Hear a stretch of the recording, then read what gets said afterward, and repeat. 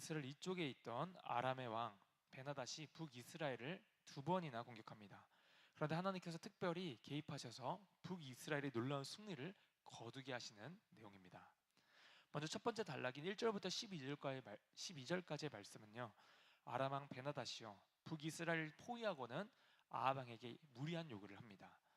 당시 아람은 굉장히 강대한 나라였습니다. 오늘 본문을 보시면 아람의 왕 베나닷이 32명의 왕들을 거느리고 왔다고 말합니다. 즉 이 말은 32개의 나라를 이미 싸워서 굴복시켰다는 뜻입니다. 그러한 강대국이 이제 북이스라엘을 향해 지금 압박을 가해오는 것이죠. 이에 사마리아를 포위한 베나닷은 아합 왕에게 사신을 보내어 이렇게 이야기합니다. 은금도 내 것이요 내 아내들 자녀들의 아름다운 모든 자도 다 내 것이니 내놓아라 협박을 합니다.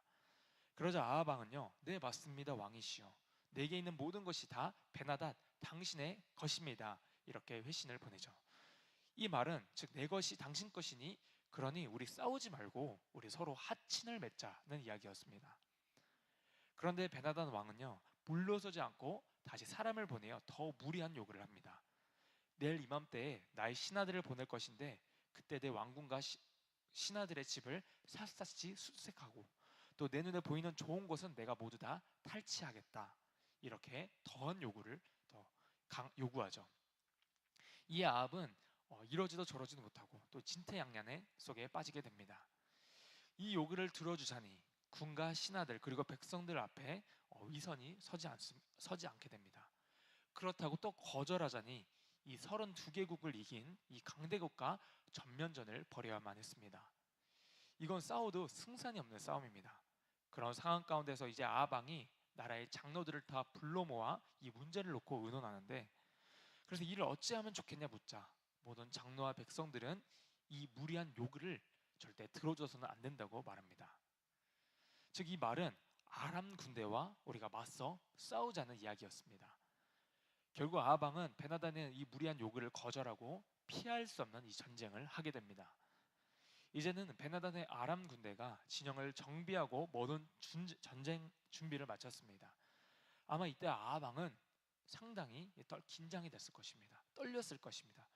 그런데 바로 그 절박한 순간에 하나님께서 개입하시는데요, 한 하나님의 선지자가 아합에게 나타나 이런 말을 전합니다. 우리 본문 13절 말씀 함께 읽겠습니다.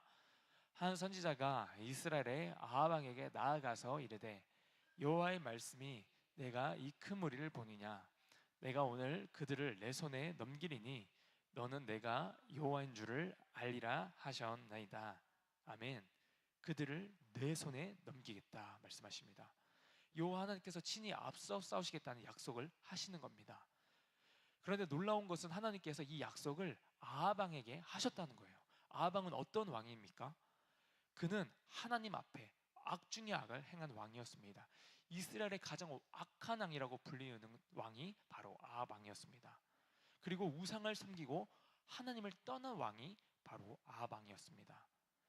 그럼에도 불구하고 하나님께서는 직접 이 싸움에 개입하셔서 승리하시겠다고 이렇게 약속하시는 겁니다. 그 이유가 무엇일까요? 그것은 북이스라엘 역시 하나님의 백성이었기 때문입니다. 하나님은 남유다나 북이스라엘이나 할 거 없이 이스라엘 참된 왕은 하나님이시기 때문에 하나님께서 친히 이 전쟁 가운데 개입하시고 나가 싸우시겠다고 약속하신 것입니다. 그리고 그 하나님의 약속의 말씀처럼 이 첫 번째 전쟁에서 큰 승리를 거두게 하십니다. 그런데 문제는 베나닷이 끝까지 이 아람의 왕 베나닷이 이 싸움을 포기하지를 않는다는 겁니다. 아람의 신하들은 이번 전쟁의 패배의 원인은 이스라엘의 신들은 산의 신이라서 그들이 우리보다 강하였기 때문에 우리가 진 것입니다.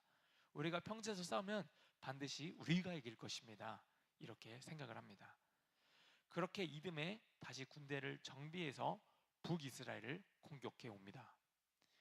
이번에 처음 전쟁보다 훨씬 더 큰 규모의 군사를 이끌고 이스라엘을 쳐들어가는데요, 그 규모가 얼마나 컸는지 본문 27절에서는 이렇게 말합니다. 본문 27절 말씀 읽겠습니다.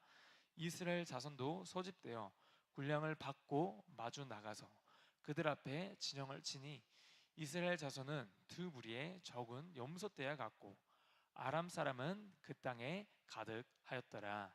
아멘. 이스라엘 군대는 아람 군대에 비하면 마치 작은 염소떼처럼 보인다고 말하고 있습니다. 아람 군대가 북이스라엘 온 땅을 뒤덮은 것입니다. 이번에야말로 진짜 싸우나 마나한 전쟁입니다. 아합도 이번에는 정말 끝이라고 생각했을 것입니다.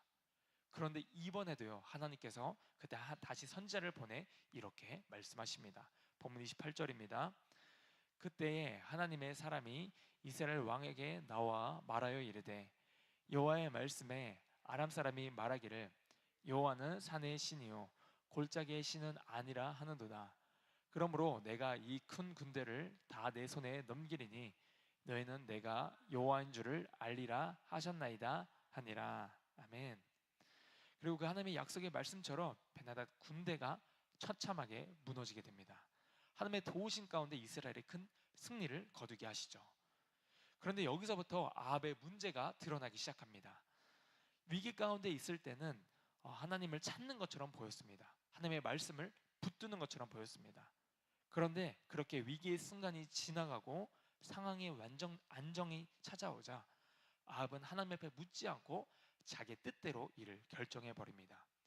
이 전쟁은 누가 봐도 분명 하나님의 전쟁이었고 하나님께서 직접 싸우신 전쟁이었습니다. 뿐만 아니라 하나님께서는 이 베나닷을 심판하기로 작정하신 상태였습니다.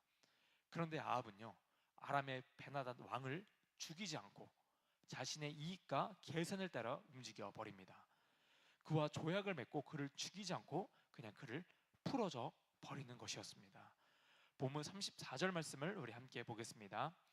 베나닷이 왕께 아뢰되 내 아버지께서 당신의 아버지에게서 빼앗은 모든 성읍을 내가 돌려보내리이다.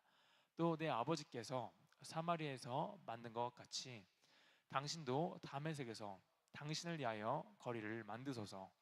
아합이 이르되 내가 이 조약으로 인해 당신을 놓으리라 하고 이에 더불어 조약을 맺고 그를 놓았더라.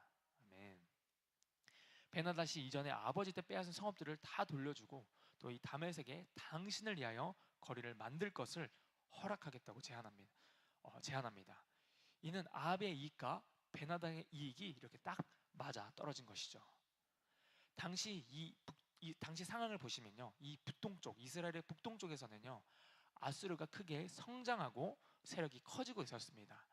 만약 아합이 이 아람과 손을 잡으면 이 북쪽에 있는 아수르를 견제할 수 있다고 계산했던 것입니다. 인간적으로 충분히 이해가 되는 외교적인 결정이죠.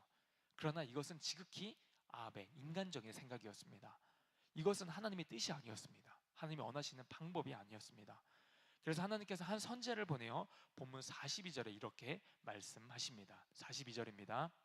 그가 왕께 아뢰되 여호와의 말씀이 내가 멸하기로 작정한 사람을 내 손으로 놓았은즉 내 목숨은 그의 목숨을 대신하고 내 목숨은 그의 목숨을 대신하리라 하셨나이다. 아멘. 여기서 보시면 멸망하기로 작정한이라는 표현이 나와 있습니다. 이 표현을 히브리어의 단어로 보게 되면 헤렘이라는 단어를 사용합니다. 이 헤렘이라는 뜻은 하나님께 온전히 바쳐진 것입니다. 완전히 멸하다, 저주 아래에 두다라는 뜻입니다. 즉 하나님께 온전히 바쳐져서 멸하기로 작정된 것을 의미합니다. 이전에 우리가 말성경을 보게 되면 이스라엘 백성들이 여리고성을 멸망했을 때 이 여리고성 하나님께 온전히 바쳐진 성읍이었습니다. 그때도 하나님이 말씀하셔서 이 땅 모든 것을 진멸하라 말씀하십니다. 하나님이 이미 선포된 것을 집행해야 할 때마다 하나님께서 이렇게 헤렘이라는 표현을 사용하셨습니다. 또 이전에 사울 왕에게도 하나님이 말씀하셨습니다. 아말렉의 모든 소유물과 그 짐승을 진멸하고 아말렉 와각을 죽이라고 그렇게 말씀하셨죠.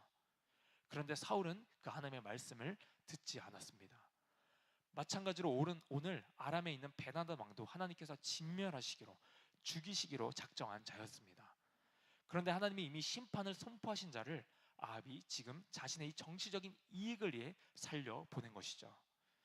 내가 멸하기로 작정한 사람을 내 손으로 놓았은즉 내 목숨은 그의 목숨을 대신하고 내 백성은 그의 백성을 대신하리라.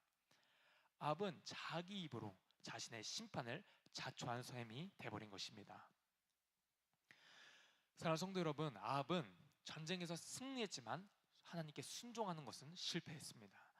오늘 하나님의 도우심은 경험했지만 끝까지 하나님의 뜻을 따르지는 못했습니다. 하나님께 묻지 않고 자기 멋대로 뜻을 결정해 버립니다. 아합 왕이 베나다를 살려보낸 것은 결코 나쁜 의도가 아니었습니다. 오히려 정치적으로 이스라엘에게 있어서 합리적인 판단이었을지도 모릅니다. 그러나 그것은 결코 하나님의 뜻이 아니었습니다. 이처럼 하나님의 말씀보다 자신의 생각과 이익을 앞세우는 것은 곧 불순종입니다. 아합은 위기의 순간에, 급박한 순간에 하나님이 선지자를 통해 하시는 그 말씀을 따랐습니다. 그러나 그 위기가 지나가자 하나님께 묻기를 멈춥니다. 우리도 어렵고 또 이렇게 문제가 찾아오고 절박할 때는 우리가 하나님을 간절히 찾지 않습니까? 그때는 우리가 열심히 기도하고 말씀을 붙잡습니다. 그런데 점차 상황이 나아지고 여유가 생기면요, 어느새 하나님의 음성보다 자기 생각대로 판단하고 자기의 감정대로 움직일 때가 있다는 것입니다. 우리도 살면서 때론 하나님의 뜻과 내 생각이 충돌하는 그때가 있습니다. 그런 순간이 있습니다. 그때 자신이 합리적이라고 생각했던 판단이 하나님 보시기에는 되려 불순종이 될 수도 있다는 것을 우리가 명심해야겠습니다. 성경에서는 분명 순종이 제사보다 낫다고 말씀하십니다. 우리의 일상의 모든 결정마다 우리가 하나님께 묻고 또 그분의 뜻을 따르는 자들이 되었으면 좋겠습니다. 위기의 순간에만, 어려울 때만 하나님을 찾지 말고 어떤 상황 속에서도 하나님을 왕으로 인정하며 살아가는 우리 모두가 되었으면 좋겠습니다. 항상 하나님 앞에 순종함으로 하나님 앞에 기쁨이 되는 삶이 되기를 간절히 축복합니다. 기도하겠습니다.